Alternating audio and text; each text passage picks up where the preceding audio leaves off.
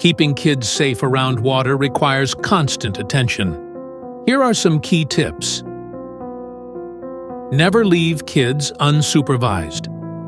Always watch your child near any body of water, including pools, lakes, bathtubs, or even large buckets. Drowning can happen in less than a minute, so continuous supervision is essential.